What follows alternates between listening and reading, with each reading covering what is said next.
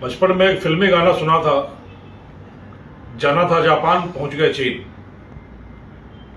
आज यह चरितार्थ होते देखा जब एएनटीएफ की टीमें गुजरात से एमडी की फैक्ट्री के लिए कच्चा माल भेजने वाले आरोपियों की तलाश करती रही अहमदाबाद में,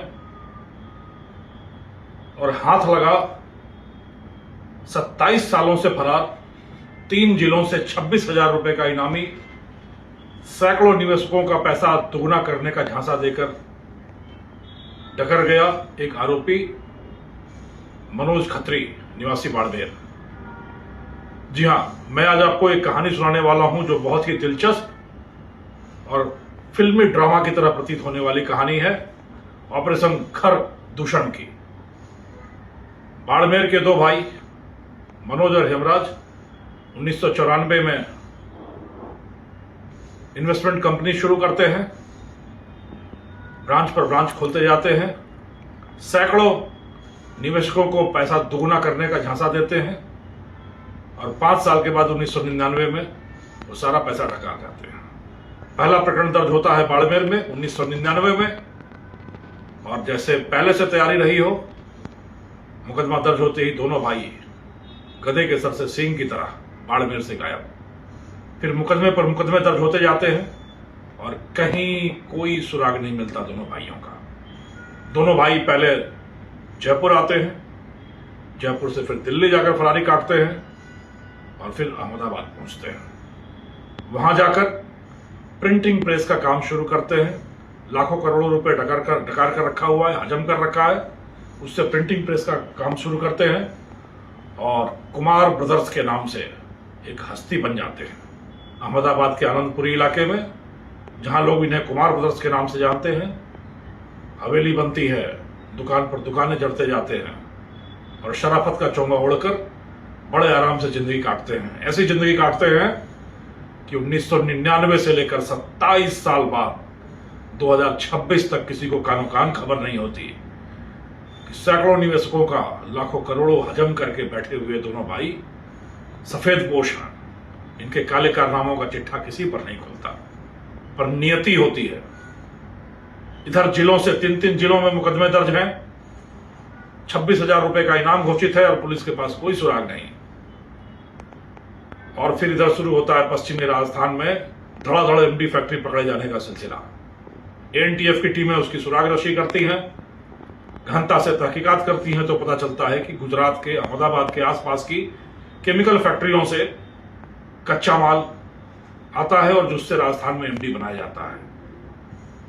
एक मुखबिर से सुराग मिलता है कि 2 भाई हैं गुजरात में जो न जाने क्या धंधा करते हैं, न जाने कैसे रातों रात पैसा बना रखा है, इतने बड़े आदमी हो गए हैं, छद्म नाम रखा है और फर्जी तरीके से राजस्थान के लोगों के संपर्क में है।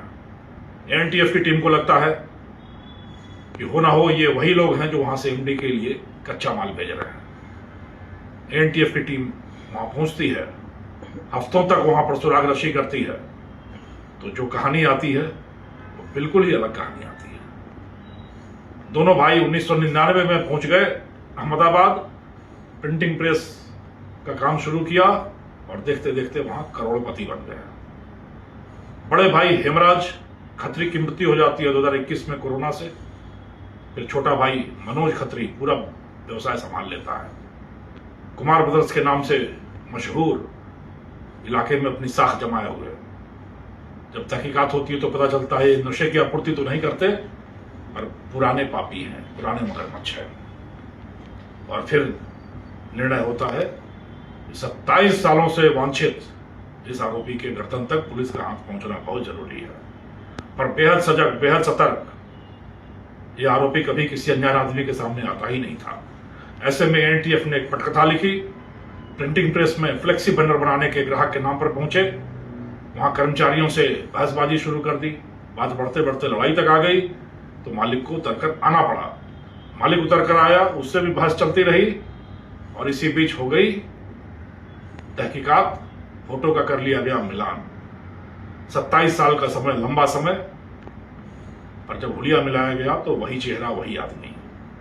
पुलिस ने गर्दन पर हाथ डाला तो आरोपी रह गया भुचक्का कि मैं तो कुमार हूं, और वो था मनोज खत्री, वही पापी जिसने 27 साल पहले सैकड़ों निवेशकों का ईमानदारी का खून पसीने का पैसा हजम कर लिया था और अब प्रिंटिंग प्रेस से कागज छाप छाप कर अपने पापों की कहानी लिख रहा था, कहानी छुपा रहा था। पर कहते हैं कि कुछ भी कर लो, कानून के हाथ बड़े लंबे हैं। देख लो मनोज खत्री को, इसने नाम बदला, जगह बदली, धंधा बदला, पहचान बदला, और नहीं बदल पाया तो अपने कर्मों का लेखा जोखा। उसके पुराने पाप उसको ले आए जेल की उसी चहारदीवारी के पीछे जो उसकी मंजिल थी, जहां होगा हजारों निवेशकों की खून पसीने से कमाई गई पैसों की धोखाधड़ी का हिसाब किताब। पाप कभी भी छुपता नहीं, किसी न किसी बहाने से न्याय और प्रायश्चित होना ही होता है। और उसी फिल्मी पटकथा का यह नायाब उदाहरण है, जब 27 सालों तक नाम बदलकर, पहचान बदलकर, स्थान बदलकर, धंधा बदलकर, सब कुछ बदलकर अपने कर्मों का लेखा जोखा नहीं बदला जा सका। और ऑपरेशन खरदूषण की सफलता, 26,000 का इनामी मनोज खत्री उर्फ कुमार 27 सालों की चूहे बिल्ली के खेल, जद्दोजहद के खेल के बाद आखिर अपने मंजिल जेल की चहारदीवारी में अपने पापों का प्रायश्चित और अपने किए का हिसाब किताब देता रहेगा। एनटीएफ का उद्देश्य नशे के खिलाफ कार्रवाई है। और जैसा मैंने कहा, जाना था जापान, पहुंच गए चीन। और चीन भी विख्यात जगह है, बड़ी जगह है। जब बड़े आरोपी के गर्दन तक पुलिस के हाथ पहुंचे, तलाश किसी और की थी, मिला कोई और, पर शायद इसी तलाश के साथ हजारों सैकड़ों निवेशकों को न्याय मिल सके। और एनटीएफ यह कार्रवाई करने के बाद एक बार फिर नशे की दुनिया में, पाप की लंका में आग लगाने के लिए अपने अभियान पर लगातार सबल, सजग, सतर्क, सुदृढ़ कदम बढ़ाते हुए, एक पर एक लगातार कार्रवाई करते हुए राजस्थान को नशा मुक्त करने की दिशा में अनवरत अग्रसर। सबका आशीर्वाद, सबका साथ, सबका स्नेह, सबका सहयोग चाहिए और राजस्थान होगा नशा मुक्त राजस्थान। धन्यवाद।